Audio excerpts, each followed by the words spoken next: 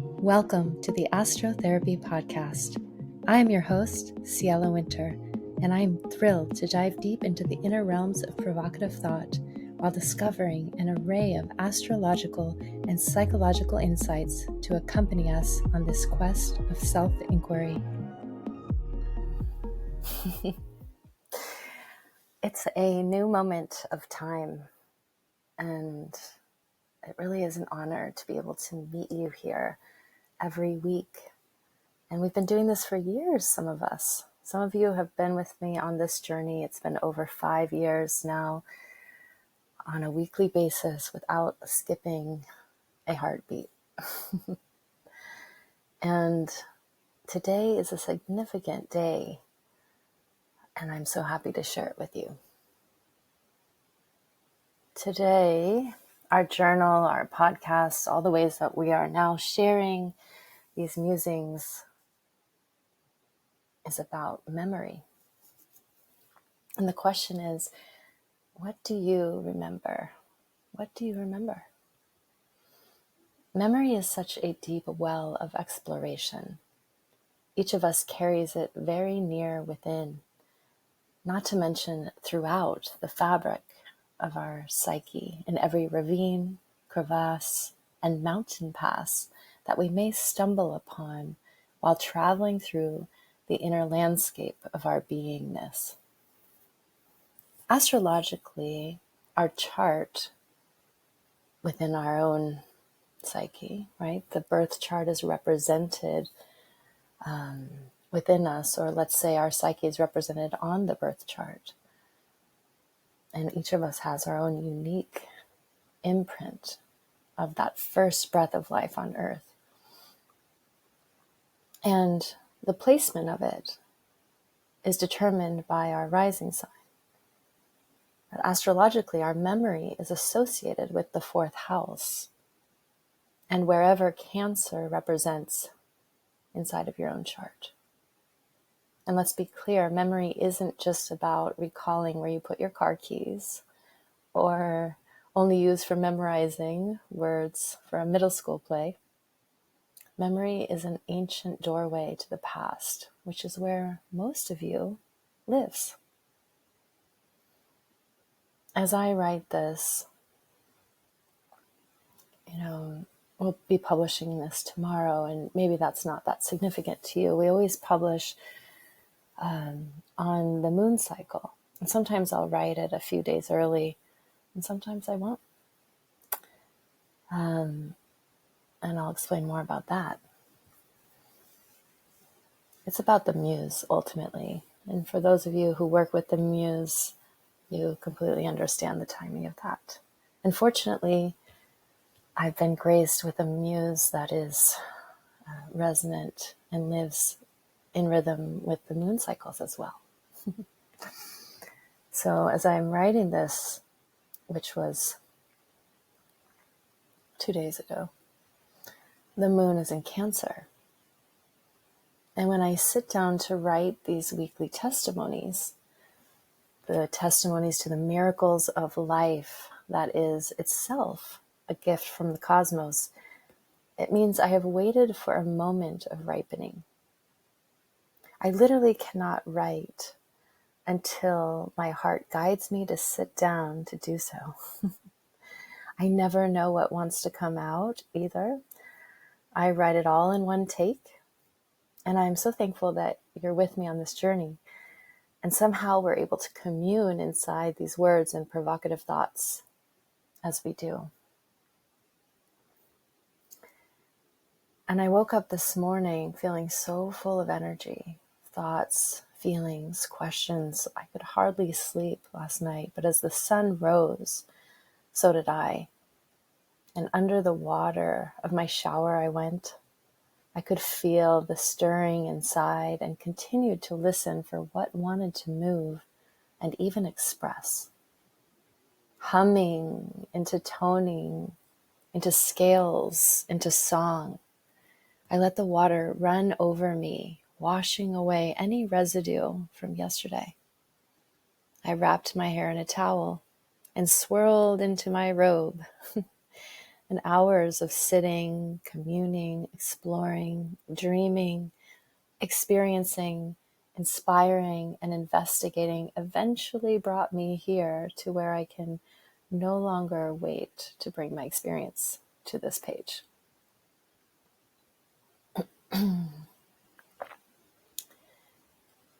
So why is memory at the forefront of my mind? And curiously thinking, what part of my mind does it usually inhabit anyway? I like to explore the different parts of mind, which is not brain, but I will say that when I was a freshman in college, I studied Japanese. And when I was learning how to write Japanese, it hit me that I was utilizing the same part of my brain that I used when I did math. Not the same part of my brain when I was speaking French or Spanish. So that was very curious. But I digress, because the brain does not equal mind or vice versa. Definitely not. So, anyhow, the moon, moving through Cancer as it did, is reflecting the light of the scorpionic sun in my 5th house of creativity and self-expression. And though the past is not something I'm allergic to, I also don't dwell there. I have trained to work with it as a means of exploration and remembering. And when I say remembering, remembering, gathering the pieces of myself. And I've defined it for you. You can find it at the bottom of the journal if you scroll down. To remember, have, it's a verb, and to have in or be able to bring to one's mind an awareness of a part of you from the past, to gather parts of you together, to use it in a sentence. I remember myself as I become aware of where I have been and who I truly am as I continue my process of self-actualization. Let's continue, shall we?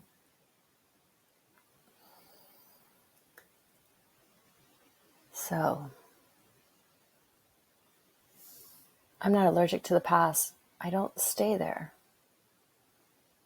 Scorpio is certainly encouraging me to go deeper, see more, and feel more, right? As we're in this scorpionic sun, and wherever the moon is, as the moon journeys through all the different signs as it does in a moon cycle, staying for a day, 2 days, 2.5 days, right? It moves through about every 2.5 days. So it's always good to check, where is the moon and where is it in its cycle? Because it's reflecting that much of the sun in that particular area, and it has that tonality, that quality, and a message for us wherever it may be. So the Scorpio sun right now is radiating that invitation to go deeper, and it is reflected on this quarter moon, right? It's a waning quarter moon. And so today the emotional waters are running through the mysterious veins of the more hidden passages of my inner world. It isn't that I am consciously rummaging, looking for just anything. I'm not even looking back. It's not like I'm turning my head and looking back. I'm here. I'm present. And memories are emerging as if they want to live again. Another chance to reveal even more understanding and clarity than I have yet to know, more than when I actually lived the experiences themselves, right? In retrospect, observing the memories surfacing, I'm also inspired by their sheer power to take me from where I find myself now to the other realms I've traversed before, yet no longer exist in my mind. they do though, right? They no longer exist except in my mind and perhaps in the minds of others who were also there in those experiences.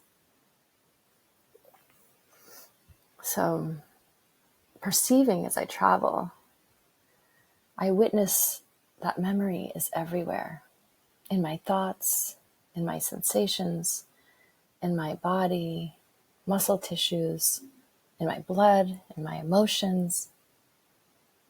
In fact, my whole self is not only touched by memory, it is memory. Memory reveals itself as a portal to a knowing of myself. It's a portal to knowing myself. And as I remember, I gather lost aspects of who I have been. And I've got some stories for you for another time. And I know that I am not currently embodying all of these aspects of myself consciously. However, there is a strong invitation to acknowledge that this is a possibility. So, looking here at the moon now, today, in Leo, we've moved from Cancer when I was writing this, which was conjuring the memory, right? And now we're in this quarter moon in Leo, which is inviting me to express it.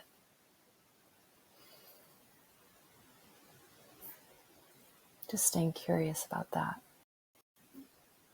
And for those of you who have a moon in Leo,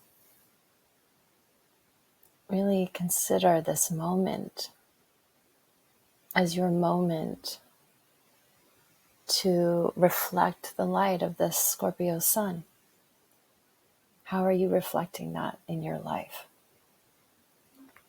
It's really great to know where your moon is, who your moon is, what are the desires of your moon, what is the emotional context through which your moon is expressing itself. So, I sit on the cusp of presence and yet am presencing my past. And as I do so, I am filled to the brim of my current capacity to know myself. It's time to stretch my mind, clearly. Time for some jnana yoga, the yoga of knowledge, or what other practices that I can do through my breath, through my meditations, through dance, through articulation and expression, communion with the divine. Time for some of that to expand the reach of my ability to see, feel, think, so as to be able to receive the said invitation and go beyond where I have ever found myself before.